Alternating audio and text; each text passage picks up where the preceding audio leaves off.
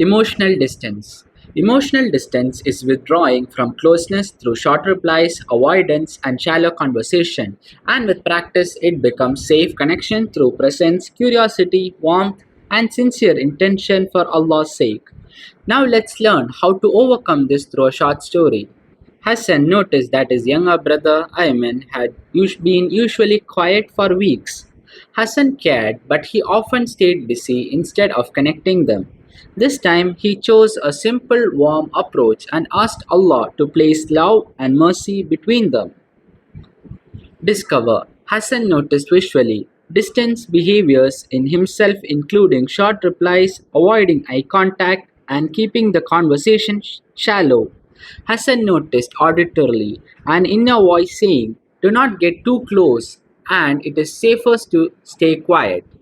And he reminded himself that family ties are honored in Islam and that kindness is rewarded. Hassan felt kinesthetically numbness and discomfort when emotions came up, and he recognized that he had learned to protect himself this way. Hassan noticed olfactorily that noisy places made him shut down and lose patience. Hassan noticed gustatorily comfort habits like snacking and scrolling that helped him avoid feelings involved. Hassan made connection simply, visually by facing Ayman, softening his expression and staying present for 2 minutes without distraction. Hassan used auditorily one real question and asked, "How are you really?" Then he followed with, "What has been the hardest lately?"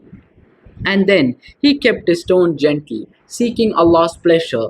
Hassan showed kinesthetically warmth through small actions, including nodding, leaning slightly forward, relaxing shoulders, and keeping hands open.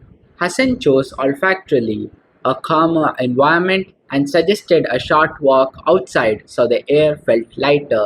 Hassan slowed gustatorily the moment by drinking tea before speaking so his body stayed calm.